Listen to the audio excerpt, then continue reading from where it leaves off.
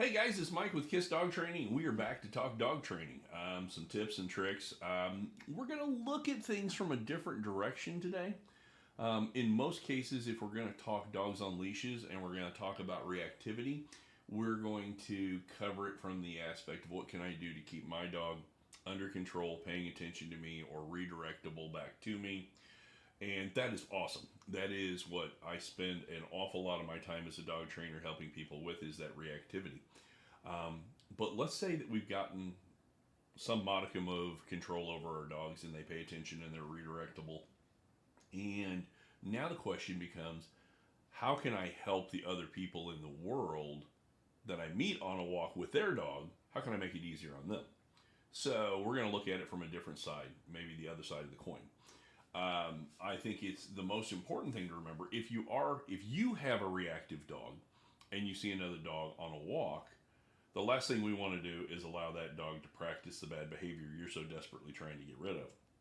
So we will add distance of in between my dog and the new dog that I just encountered, because the further away I can stay, the better chance I have of my dog not overreacting and becoming reactive. Now, what if you've gone through all this process and your dog is not reactive anymore, but you encounter lots of dogs on walks? What can you do to help them? Again, add distance. But before you add distance, there has to be a couple of things that you're dealing with, and that would be: are you aware and are you present on a walk? Do you have your phone plastered to your ear and not paying attention? Do you have AirPods in, listening to the latest podcast? Are you not paying attention to your environment? This is how you're going to end up either sneaking up on a dog or a dog sneaking up on you and it shocking you. And if that's the case, we got to start there. We got to start with being aware and being present. The idea is I want to be able to see another dog approaching me from at least a block away, because then I have all sorts of options. If I see a dog from a block away, I can turn around and walk the other direction. If I see a dog from another block away, I can simply cross the street and add distance between the two of us as we're trying to pass each other. I don't want to try to walk right by another dog on the sidewalk. I'm going to give them space and give them the idea of choice. Okay, I don't have to overreact because that dog's moving away from me, and so I can cross the street. And then once that person kind of passes me, I can come back to the sidewalk and continue my walk. I could do something as simple as walking up into a driveway and putting my dog in a sit stay and doing a watch me to where the dog is looking at me and not the dog who's passing us. And the minute the dog passes us, I can release the dog, give him a treat, and we can continue on our merry way. But the entire idea is, how can I add some distance to make it easier on the other person? We can also look at things like, one of my favorite tricks is using a car as a blind.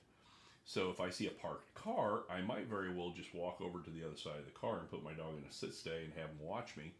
And now the other dog can't see us because we're behind the car.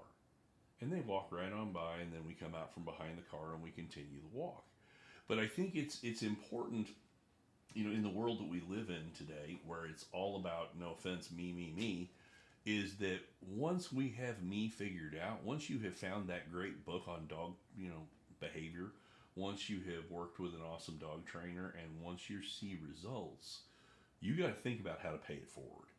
How can I help that other person who's struggling with their dog? Well, the simple answer is, don't put pressure on them and their dog. Add distance. Go behind a car. Move up into a driveway. Do something to make it easier on that person, because I will guarantee you, if you think back, if you have worked with your dog and gotten good leash skills, there were people who did this for you. And I just don't think we think about it enough of how we can help other people.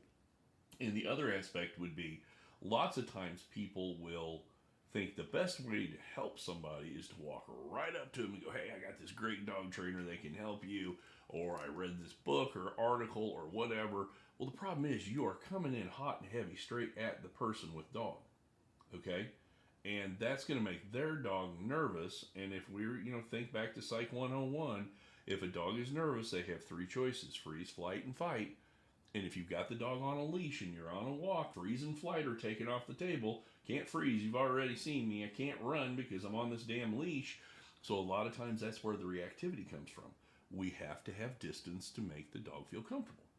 So if you add distance, that's fantastic. You're going to help. It will be way more help than trying to tell them about your dog trainer or your book or whatever helped you.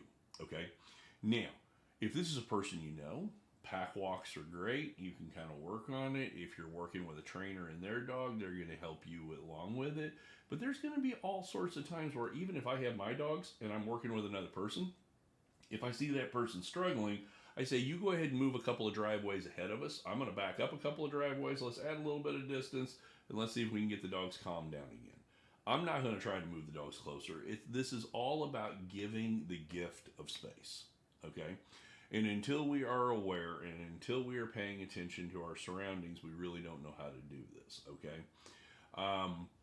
So it's a different way to look at the situation, but I think it's a situation where, number one, if you're doing it, you're practicing stays, you're practicing releases, you're practicing redirection, you're practicing all the things you need to continue making your dog better and better, but you're giving the space to help that person with their dog, okay? Stick around. I'm going to be doing another podcast today on the idea of laser pointers and dogs, and it's a wild, crazy kind of topic that we'll get into about the do's and don'ts. Okay, but this is Mike with K.I.S Dog Training. Hang around, and we will talk to you later.